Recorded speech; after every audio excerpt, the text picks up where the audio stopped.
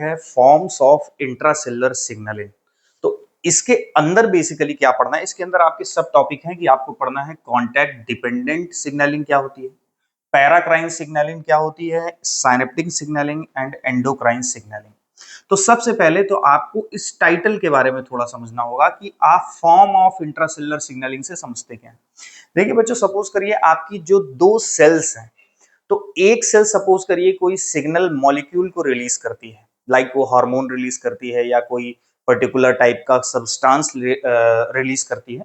तो ओवरऑल कहने का मतलब है कि वो सब्सटेंस, वो लाइगेंड क्या बगल वाली सेल में ही एक्ट कर रहा है या दूर कहीं ट्रेवल करके ब्लड के थ्रू जाके वहां पर एक्ट कर रहा है। इट मींस क्या दो सेल के बीच का कम्युनिकेशन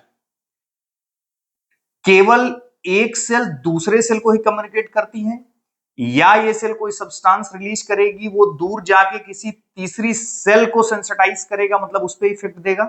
तो ओवरऑल सेल और सेल के बीच के जो कम्युनिकेशन है वो किस तरीके से एक दूसरे को इन्फ्लुएंस करते हैं। जैसे सबसे पहला है कॉन्टैक्ट डिपेंडेंट। तो कॉन्टैक्ट डिपेंडेंट में आपका जो सबसे ज्यादा इंपॉर्टेंट है, जैसे इसका नाम है वर्ड कॉन्टैक्ट। कॉन्टैक्ट मींस कि यहां पे जैसे एक सेल है, जब दूसरे सेल को टच करेगी तभी वहां पे सिग्नलिंग की प्रोसेस मींस सिग्नल का ट्रांसफर होगा। कैसे, इसको हम एग्जांपल इस तरीके से समझ सकते हैं कि जो हमारा इम्यून सिस्टम होता है, जो इम्यून सेल्स होती हैं, वो जब किसी इन्फेक्टेड सेल्स को रिकॉग्नाइज करती हैं, राइट, किसी इन्फेक्टेड सेल को रिकॉग्नाइज करती हैं, या ये कह लीजिए किसी इम्यून सेल पे कोई एंटीजन आकर बाइंड होता है, या हम कह सकते हैं उसके कांटेक्ट में आता है, तब वो सेल उसके अगेंस्ट क्या करती है, सिग्नलिंग स्टार्ट करती है। तो इसमें सबसे ज्यादा इंपॉर्टेंट क्या था कि सेल या जिस चीज के बीच में सिग्नलिंग होती है वो एक दूसरे को क्या कर रहे हैं, टच। तो ये हो गया contact dependent signalling.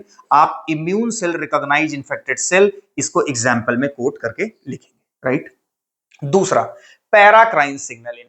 Paracrine signalling में आपको एक वर्ड याद रखना है, नेबर सेल मींस पड़ोसी वाली सेल। एक सेल जब सिग्नलिंग सब्सटेंस यहां पे रिलीज करेगी, इस प्रकार के सिग्नलिंग में यहां पे अगल बगल मींस पड़ोस की नेबर सेल ही इन्फ्लुएंस्ड होगी। तो पैराक्राइन सिग्नलिंग क्या है, जैसे कि जब वुंड की हम बात करते हैं, वुंड की बात करते हैं, घाव के भरने की बात करते हैं, तो वहां पे जो ग्रोथ फैक्टर रिलीज होते हैं, सपोज करिए यहां पे आपके वुंड की कंडीशन है, तो यहां पे जो नियर बाई सेल्स होंगी वो सेल्स ग्रोथ फैक्टर को रिलीज करेंगी इसके वुंड के रिपेयर की प्रोसेस के लिए। तो चूंकि ये कौन सी सेल थी, नियर बाई सेल्स मींस पड़ोस में ही प्रेजेंट थी, तो इस तरीके के सिग्नलिंग जिसमें नेबर सेल्स का रोल होता है, इसमें बेसिकली पैराक्राइन सिग्नलिंग बोलते हैं। यहां पे आपको नेवर वर्ड का यूज जरूर करना है। तो आपके एग्जाम्पल में अगेन आप कोट करोगे वुंड हीलिंग और ब्रैकेट में growth release to nearby, growth factor release to nearby cells. Third synaptic signalling. Synaptic signalling में देखिए हमारा ओवरऑल जस्ट क्योंकि आपकी बेसिक यहां पे हम लोग पढ़ रहे हैं, तो ये सपोज करिए ये आपका न्यूरॉन है, प्री साइनेप्टिक न्यूरॉन, और ये मसल एंड प्लेट है। ये मसल है आपकी बेसिकली, और ये आपका न्यूरॉन है।